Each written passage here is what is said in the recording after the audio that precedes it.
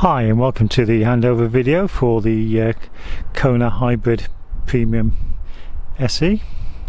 So obviously you've got the key with the remote locking, however you've got the keyless entry, so as long as you've got the key on you, you can use these black buttons to lock or unlock the car.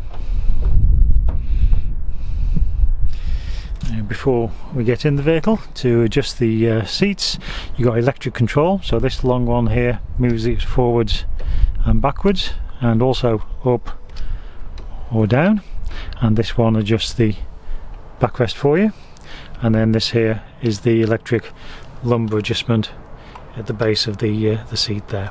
Alright, so just get inside the car. So all the controls for your windows and mirrors are on your driver's armrest. So your mirror controls, you've got left and right, and this is your touchpad you use to adjust the mirrors.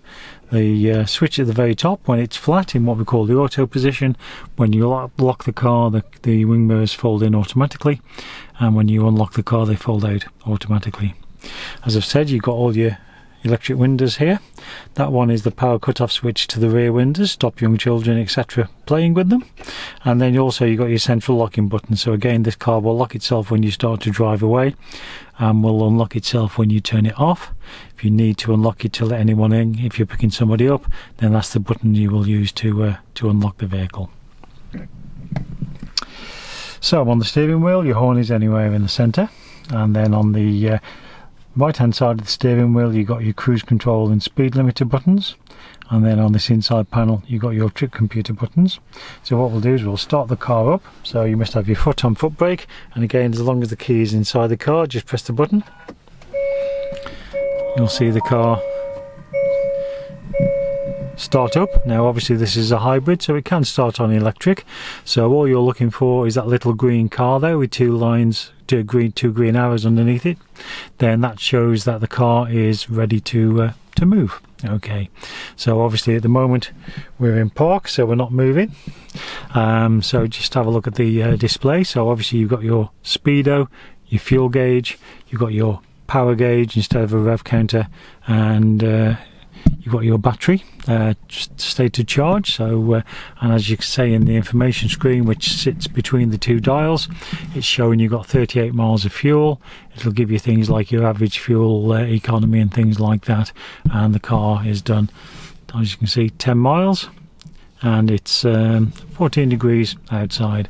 Now to change that display, this is the button you'll use here, and you can use this, press up or down. Okay, and as you can see it'll go through the various sub menus, and if you want to reset any of those, all you do is you press and hold the OK button. So just reset all those for you. Alright, okay, so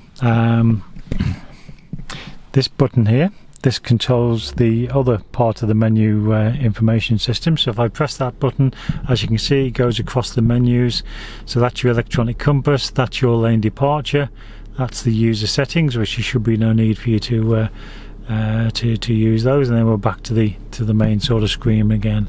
So again you can have it on that screen. I tend to have mine on the digital speedo, so again you can have a play with that and leave it on what screen you want. Now on the dashboard, on the right hand side of the steering wheel, you've got this button here, plus or minus. All that does is adjust the illumination level of your dashboard. This button here is for your blind spot detection, so at the moment it's on.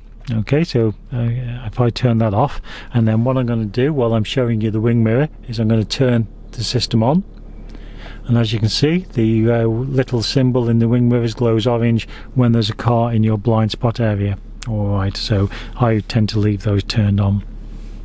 This here is for your head-up display, so you can see the head-up display just there. If I press that button, obviously it moves it down out into the dashboard, but again just press the button again and it will reappear. What is displayed on the head-up display is it will display your speed, and you can't really see, you can just about see it. You can see it's got the nil mpg, sorry, miles per hour, and that displayed on there. Alright, so that's what that is. You've also got your traction stability control, that's on by default, a great safety aid. This button here is for your lane departure. So again, as you can see, your lane departure, that's on by default. If you want to turn that off, just press that button. As you can see, that then disappears. This button here is what you can use to jump the 12 volt battery from the hybrid battery. So for example, if you've been away on holiday and you come back and you've got a flat battery, once inside the car, if you press that button, it'll use the hybrid battery to jump start the normal battery. And the VESS, that basically at low speed around town, the car projects the sound in front of itself, so obviously warns people that it's around. Oh, that's what that stands for. On the left hand side of the steering wheel, you've got your audio controls, you've got your Bluetooth buttons for your phone once your phone is paired up and everything. Now on the left hand stalk, again, you've got your lights, so you've got an automatic setting, you've got your side lights and headlights, and again, as you can see, it's displayed on the dashboard for those. Your full beam, you push it away, and to cancel the full beam, push it back towards you. Okay, and your fog lights are on this inner band here, so you twist it up for your front fog light, twist it down for your rear fog light, and just do exactly the same to turn them back off. Okay, I'll leave that in the auto setting. And then on your wipers, you've got again an automatic setting. You can adjust the sensitivity of the sensor to most sensitive or least sensitive, and then this switchy bit on the end is your rear wiper. To wash the front screen, just pull the stalk back towards you. Alright. Now in the center here, you've got your heating controls. So again, you've got climate control on this car, so you can just press automatic, set the temperature, and obviously the car will look after all of that for you. Alright, you've got your front demist, and you've got your heated rear screen, heated door mirrors. Okay, you've also got a button, so if there's just the driver in the car, so it'll shut down the passenger side airflow and heating, and we'll just have everything on the driver. So obviously just again makes a bit of economy saving there. In the area below there, you've got a couple of power sockets, a USB charging socket, and also a wireless charging area. And then around the gear selector, you've got your heated and ventilated front seats, and also button there for your heated steering wheel. Okay, now to move the gear selector out of park into the drive, you must have your foot on the foot brake, and then just press that little lever in, and then obviously move it into the desired position. Alright, if you move it into reverse, then obviously your rear parking sensors and rear camera all become active for you. Just pop it back into park for now. Now on this car, you've got the electronic parking handbrake, but like any automatic, when the gearbox is in P for park, the gearbox is locked up. However, if you want to apply the handbrake, you pull the button up and you'll see your handbrake indicator on the dash there, and to take the handbrake off, you must have your foot on the foot brake and press the handbrake button down, and then obviously the handbrake is taken off and the light disappears. You've also got what we call auto hold facility, so again, if I press that, you can see the auto hold symbol coming on the dashboard there.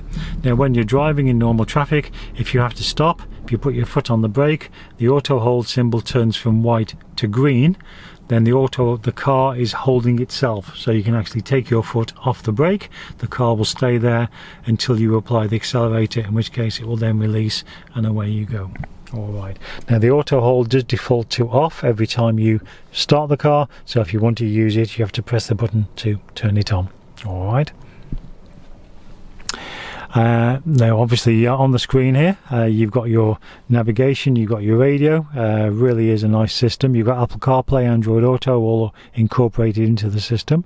Now to set a destination, we go to nav, addresses, and then obviously you've got the whole of Eastern Europe, so again, sorry, Western Europe, will tell it we're in the UK. And again, it's all 7-digit postcode, so again you can key your postcode in and it will take you straight to the door. It really is a very good system. It's all TomTom Live. Okay, if I go back to the home screen, that gives you the 3 screens. It gives you the map, it gives you the radio, and also gives you some information on economy. And again, you can just swipe the screen across, so you can go to your phone, you can go into the hybrid screen and see the energy flow, your average MPG and everything like that.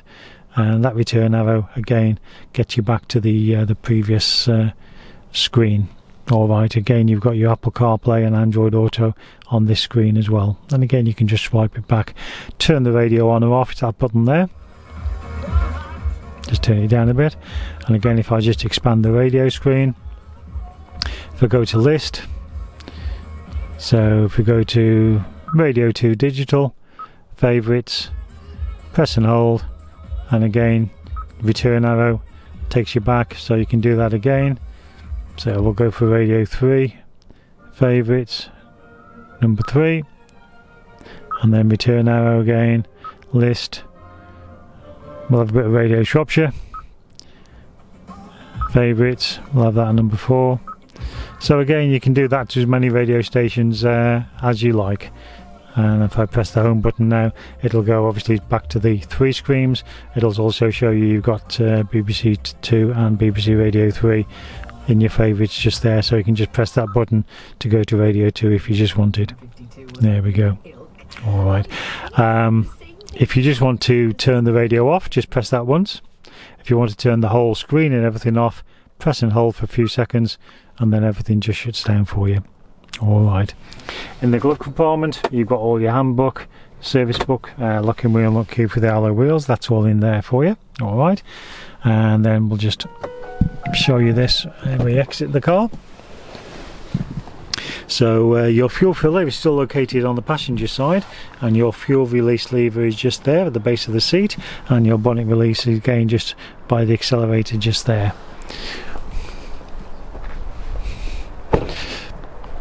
So obviously when you pull that lever, that's your fuel flap, and again normal unleaded fuel. And then in the boot, obviously you've got your parcel shelf, and then under there you've got a little bit more storage space, and you've got your tyre inflation kit.